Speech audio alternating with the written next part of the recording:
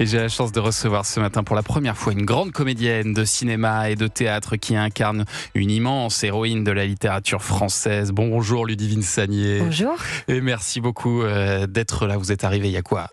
20 secondes ? Oui, à peu près. À peu près, hein, impeccable. Ça va, ça circulait mal, qu'est-ce qui se passait Non, c'est les ascenseurs ici qui sont très capricieux. Moi aussi je dis ça.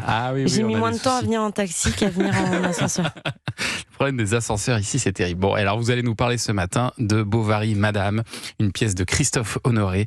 Mais avant d'en parler, on va dresser votre portrait sonore des petits sons pour mieux vous connaître. Et voici le premier. It's wonderful, it's wonderful, it's wonderful. Good luck, my baby. It's wonderful, it's wonderful, it's wonderful. I dream of you. Ça remonte, hein. Chips. Via Come de Paolo Conte, bande originale, des maris, les femmes, les amants de Pascal Thomas. Vous avez 9 ans quand vous tournez dans ce film. Mais c'est un peu par hasard, je crois, à la base, vous avez accompagné votre sœur qui passait le casting. Oui, pour un autre rôle, ouais. C'est pas mal de faire son premier film comme ça. Ouais. Bizarrement, ça arrive souvent. Ah oui ? J'ai entendu plusieurs fois cette anecdote. On vient avec un copain, une copine, et puis voilà. Après, vous jouiez déjà un petit peu. Je crois que vous avez commencé le théâtre à 7 ans. Oui. Mais au départ, vous avez fait du théâtre plus comme une échappatoire au piano, c'est ça ? Oui, effectivement. Ouais. C'était plus facile. Je savais lire déjà, donc alors que je ne sais toujours pas lire la musique. De nombreuses années plus tard. Ouais. Et donc vous vous êtes dit, bon, je vais faire plutôt du théâtre, on va tester. Et alors, voilà. petite, les tournages, vous les viviez comment ? Est-ce que c'était la fête, c'était la colonie de vacances, c'était quoi ? Oui, disons que moi, c'était pas une vocation. Je rêvais pas du tout d'être actrice. Okay. Donc les tournages qui arrivaient, pour moi, effectivement, c'était des colonies de vacances avec des enfants, des adultes. Ça me permettait de partir de chez moi. Je rêvais d'émancipation. Et alors, vous rêviez de quoi d'autre comme métier si c'était pas de devenir actrice ? Est-ce que vous aviez quelque chose en tête déjà ? Je voulais être fée ou astronaute. Ah oui, ça n'a pas pu se faire ? Ça a pas pu... Fée, je l'ai fait. En 2002, j'étais fée dans un film. Ouais. Et astronaute, Peter non. Pan. Mais voilà, Alfonso Cuarón, si tu m'entends.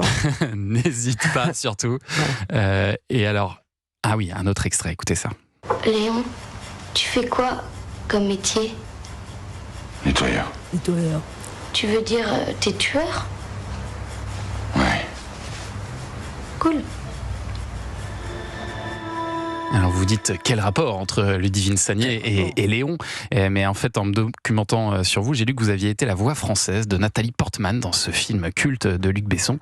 Et vous aviez quoi ? Vous aviez 15 ans, c'est ça ? Oui. Toute petite, ça a dû être une expérience géniale, ça. Oui, c'était une expérience super parce que c'était un doublage qui était fait vraiment dans les règles de l'art. C'est-à-dire qu'il y avait 3 semaines. J'étais pendant 3 semaines enfermée en studio avec Jean Reno et Luc Besson et un directeur artistique. Et on a fait un travail qui était vraiment approfondi sur la version française et c'était formidable. J'ai beaucoup appris. Pas mal de jouer avec Jean Reno à 15 ans. Je pensais que vous étiez la voix de Jean Reno.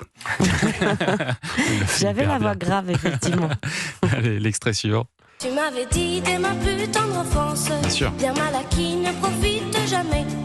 En grandissant au fil de l'existence, j'ai vu que ce n'était pas toujours vrai. Papa, t'es plus dans le coup, papa. 8 femmes de François Ozon 2002. Vous étiez la plus jeune au milieu de ce casting de rêve. Fanny Ardant, Emmanuel Béard, Catherine Deneuve notamment. Il paraît que c'était pas simple de regarder Catherine Deneuve dans les yeux. C'est vrai ça ? Vous étiez intimidée ? Elle me terrorisait, au début. Ah, carrément. Ouais, c'est vrai.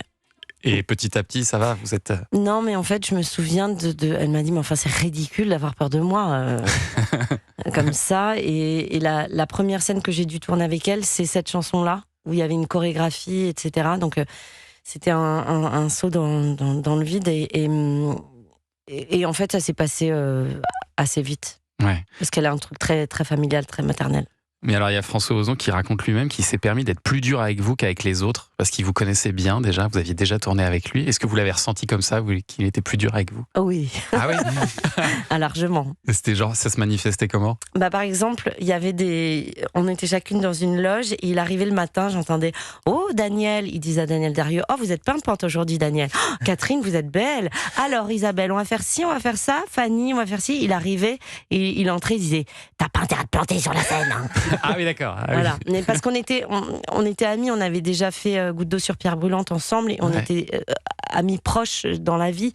Donc, il imposait sa jeune amie Oui. à toute cette flopée d'actrices, donc il voulait pas que je le déçoive. Il avait la pression. Il n'a pas dû être déçu, puisqu'après, vous avez fait aussi Swimming Pool avec lui, notamment. C'était son cadeau de remerciement. C'est ça.